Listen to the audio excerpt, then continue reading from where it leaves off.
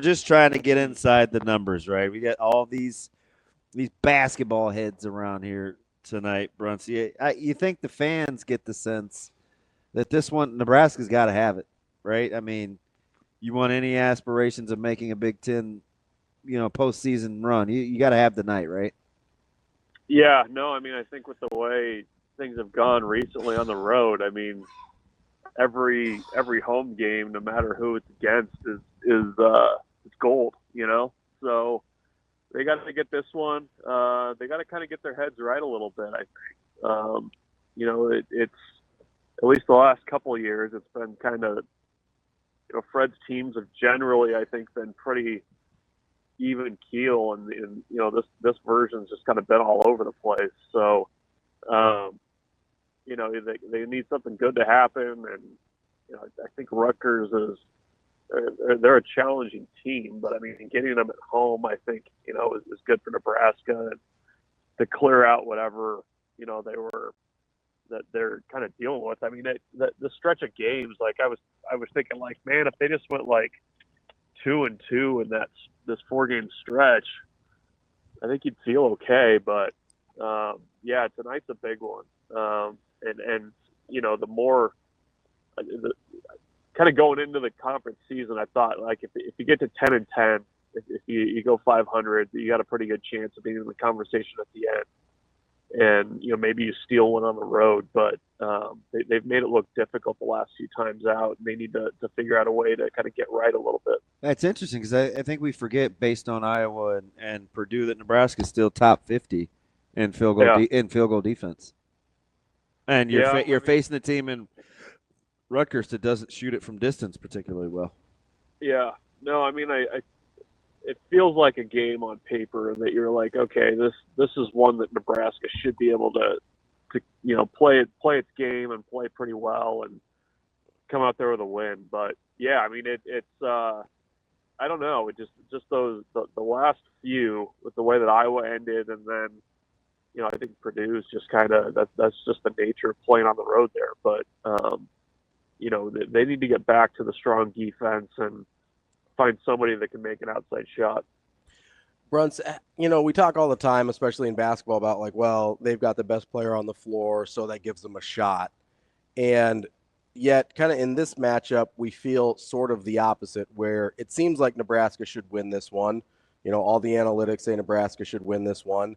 But Rutgers likely, at the very least, will have the two most talented players on the floor. I don't know if they're going to be the best players on the floor. Like, do you have any idea who you think Rutgers actually is, or are you as in the dark as they seem to be? Yeah, I mean, it's funny. I mean, like with as Rutgers is kind of built, I mean, they've never really had kind of the star power that they have now, or seeming star power. Mm-hmm.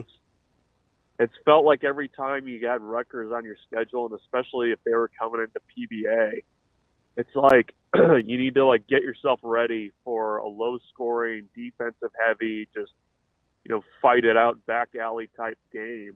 I don't know if this version of Rutgers has that in them, but yeah, I mean, I think that's the kind of game that Nebraska's going to have to win here.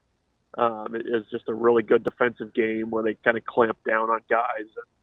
And, it's messed with my head a little bit, where it's like, okay, Rutgers has legit, and I know they've had highly ranked guys before, but it seems like guys that are a little bit outside of the system that Steve Pikiell's kind of built that program on in recent years. I want to stay in the Big Ten for a second.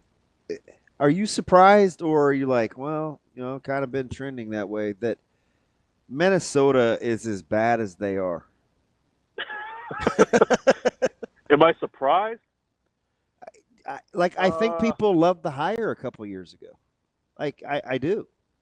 They did. And they're they're bad. They've also shown stretches of being for 11 minutes at a time. I completely agree with you. Completely. I don't know. It's always felt like that the last couple of years, I mean, they've not made a change there.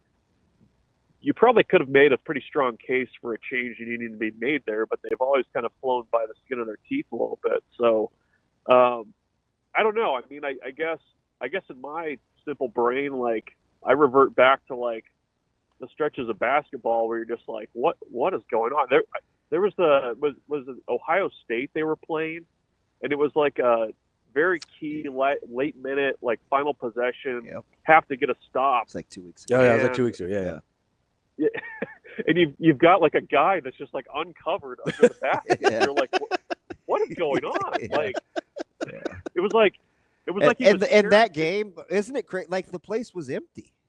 Yeah, no, I mean, the guy was like cherry picking under the basket, and the ball was taken out at the mid-court line. I was like, how does that happen?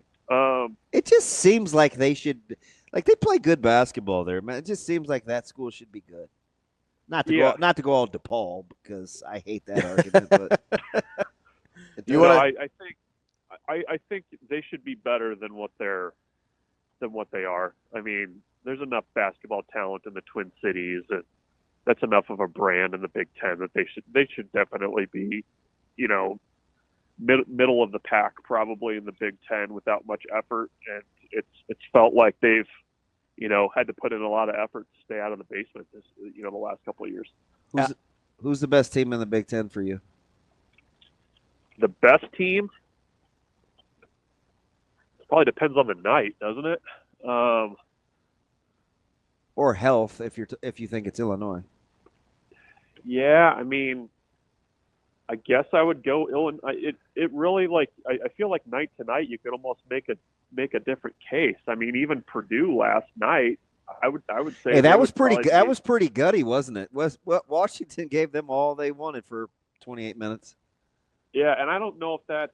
I mean, is that having to go 2 time zones away or 3 time zones away, I guess, with where West Lafayette is? Because they were down what? They were down 10 early, maybe in the first half. They're down 8 at the half. Yeah. I think it was 30-22 at the half. And so, I don't know. I mean, it feels like it's shaping up to be another one of those Big Ten type years where it's a small group of teams or 1 or 2 that kind of separate themselves from the pack, and then that kind of big middle group of teams that just kind of beat on each other. I mean, I don't know what that ultimately gets you come tournament time. Maybe an Elite Eight exit. I mean, is that kind of where this is all headed? I think I said earlier to DB, I go, I'm not sure if there's a national champion here, but there might be like 6 Sweet 16 teams. Yeah. I mean, it's felt like a kind of a typical year for the Big Ten in some ways, and then you've added a team like Oregon. I think is fine, and I guess Nebraska broke UCLA, but USC can beat you night in and night out if they play well. I think that was Ravi's friend Mick Cronin that broke UCLA. Yeah, well, he's still beating his chest on the table that he did the right thing, though. Yeah, well, they were kind of on the ledge, I think, and Nebraska kind of gave them a little kick in the back of the leg to push them off. So, you guys in on Wisconsin? I mean, it's a joke. What's that? Are you in on Wisconsin? Not yet. Give me another couple weeks, and I might be. Can I be in on Tanji and not in on Wisconsin? Yes, you can. Because I'll take that out here option. for the local guys. Yeah, not here for Wisconsin. and I think Northwestern will beat them tonight. It might be my pick for the day, but Maryland is a team that's interesting too. Yeah, well, Nebraska's got to deal with them coming up. It's not. That's why. Yeah, I mean, go back to your original question. That's why you got to get tonight. I mean, you got to at least get one out of this stretch. We're talking with Michael Bruntz, Husker 24/7. Bruntz, we've kind of had a lot of conversations about what this Nebraska basketball team is, what I guess ails them, and what could be fixed in season. DB made the case earlier this year that a lot of their problems are offensively are solved if Esijan just shoots it a little bit, maybe Somebody not even has to. better, but more consistently. Is that do you think there's a fix that simple to it, or do you have a little bit more concerns? They still guard him like a shooter. Imagine if he just makes a couple. Yeah, well, and I mean, he's still playing in other areas okay, in spite of the fact that he's not really making anything. What was that? I forget which game was it. He was like plus 24 and he scored 3 points. Like, that kind of a thing that he's been doing. So it's Ravi's favorite. That would help a ton. Just getting him to knock down some shots and shooting with a little bit of confidence. Because otherwise, I don't know what it is. I mean, is it Bryce taking on even more of the scoring load right now? I mean, I don't know that there's just one simple fix besides just like, look, you're going to have to make a few shots at some point. Something about like Bryce's his temperament or his feel. He doesn't seem like a volume guy, but boy, don't you just want him to be? Yeah, I mean, he's not. I don't know if it's kind of an easy, juxtaposition. I mean, he plays very relaxed, and he doesn't have that that pet away in him. You know what I mean? Yeah. Like he's cool going like 6 of 14, right? And you want him to be like 9 of 20. Yeah, well, he's got to get to the line. Yeah, that's to make that work. Yeah. And so, that's the thing. Is I think a lot of times, getting to the line is about aggression. It's about being intentional about how you're trying to assert yourself offensively. And I think you might just need a little bit more of that down the stretch, or as they kind of get into February to kind of get things turned around and maybe buy some time for those other guys to figure out what they're doing offensively. Bruntz, what if I just gave you that Juwan Gary shoots it from the field the way he did last year instead of the way he's shooting now? It's like an 8 to 10% difference.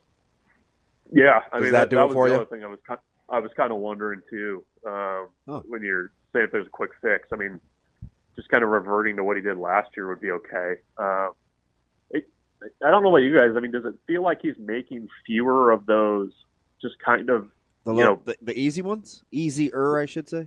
The easier, like just kind of out of nowhere hustle plays, things like that kind of seem to result in baskets the last couple of years. Kind of like his second or third bucket against Purdue, where he's kind of scrapping along the baseline and got the nice little putback after the airballed three. Or all of them that he missed against Iowa in those pretty much exact same scenarios. Yeah. I'm with you, Bruntz. That makes some sense. Can I give you stats for that, Bruntz? Yes, I would love a stat. 2-point field goal percentage, almost exactly the same volume. His 2-point field goal percentage is almost 13% lower than last year. He shot at 60% from 2 last year. He's at 47 this year. With about the same amount of almost the exact same volume across the board. 2s, 3s, overall field goals, almost everything. The volume is almost identical. The points per game is identical. The difference is he's not making nearly as many 2s. He is shooting the free throws better. That's how the points are the same. Well, That's an incredible little find. Yeah. I keep him around for, look at you just data mining. Look at you. You got your little hard hat on, your little pickaxe. They just call me Bob the Builder over here, Bruntz. Find some stats. Hey, Bruntz, do you trust Indiana? No. He said it with a laugh. You almost made me spit take. I wouldn't if it didn't hurt, I would laugh anything too. right now. Not a big Mike Woodson guy? No. I read a fair amount of Indiana coverage. Doyle hammered him. Yeah, well, I mean, I think it's but there's when Nebraska football has been wandering in the wilderness trying to find itself and not being successful, the tone is eerily similar between Nebraska football in those situations and Indiana basketball right now. Like it's I think the best, if you say like what's the basketball comp of Nebraska football, to me it's Indiana basketball, and it's not good. It's not good there, and it's not good especially because I know they spent a lot of money this offseason to kind of build that team. and it's not they're not getting the return on the dollar there that they probably need to be getting. So it's I would not trust them. I'm not in on them, and that's where I get that's where I start and stop with Indiana basketball right now. Bruntz, so I'm glad you brought that up. Somebody else, it might have been, I don't know, maybe you and BC talk about this or something a lot, or Shafe, I don't remember. I think it was one of your colleagues brought up this sort of same comparison between Indiana basketball and Nebraska football. But a lot of times the narrative here with Nebraska football is, oh, there's inherently things about Nebraska that prevents Nebraska from returning to that. From the outside looking in, do you think anyone thinks that about Indiana basketball, or is it just, hey, you just have to get it right for once? Yeah, I mean, I don't know that there's anything that's inherently that way about Indiana basketball. I mean, if anything, I think it might be their own kind of their own attachment to the past in some ways. That sounds familiar. Yeah, I mean, it does. But I mean, I think it's easier to turn it, right? In basketball, it should be. I mean, if you're considered a fading blue blood program, you would think that with the right people in charge and getting that head coach correct, you'd be able to find some success there. I mean, I know everybody was really quick to get Tom Crean out of there, but I mean, I would guess his success, this level of success that he had for a little bit of that stretch would feel okay right now. So I don't know. I mean, I think it's I guess I don't I'm not throwing in the towel on Indiana basketball overall. I mean, I think there's definitely a way that they can get back, and they should be able to. But for whether it's leadership or just not kind of adapting to the direction of college basketball. I mean, I think that's part of the struggles. Bruntz, before we let you go, I want to flip over to football here. If you're going to play this game with Nebraska, and you obviously you're ramping up the competitiveness. You've got bodies. You've got to get to 105 before the start of fall camp. Would you change or tweak the way that you do spring ball as kind of more like philosophically? Do you think how it's set up has to change in order to breed and weed competition? You mean in terms of like the way Nebraska practices and things like that? Just I think teams in general, maybe. I'm not going to go as far as to say tryouts, but I mean, it may. I know it sounds stupid. I don't think you want to say the word, but I mean that's kind of where it's trending, right? Yeah. Like, I mean, I auditions. Does that make people feel better than tryout? Yeah, whatever you want to call it. I mean, I think I know they want to change the calendar, but I mean, I think it's pretty easy to see a way where a guy transfers into a school in January. Goes through spring ball and kind of sees where things stand. And I mean, let's say you transfer in and you're third on the depth chart. I mean, why are you sticking around? Yeah. I mean, I think that's definitely possible. I also, you've seen that a little bit in baseball. I mean, you get guys that kind of come in with no guarantees in August and enroll. They go through fall ball, kind of get a sense of where they're at, and then, by January, if you're going to have a spot on the team or not. I mean, that's pretty common on a smaller scale. So I don't know. I mean, I think it is almost kind of like a rookie mini camp. I mean, that's kind of what it potentially feels like in that situation. But with unencumbered movement through the portal, I think that would be a direction you could see happening pretty easily. Bruntz, do you think that's, do you think that's a positive, or is it just the reality of the world we live in now?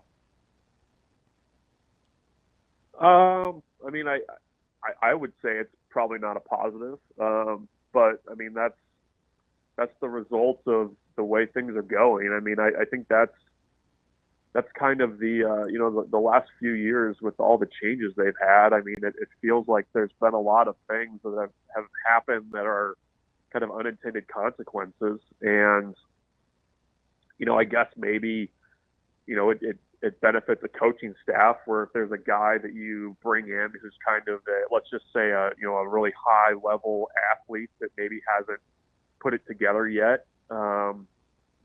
You kind of do the speed dating thing in spring ball, see if it works. And if not, then you move on. I don't know. I mean, it's probably not what I would say is ideal for college football, but that's potentially the world you live in now. So you kind of adapt to it and take advantage of it, I guess. I mean, maybe for a kid though, it's if you're trying to find the right spot, you can maybe try out some places and see what sticks and what doesn't, but it doesn't help for continuity and, building culture and all the stuff that's important to football too.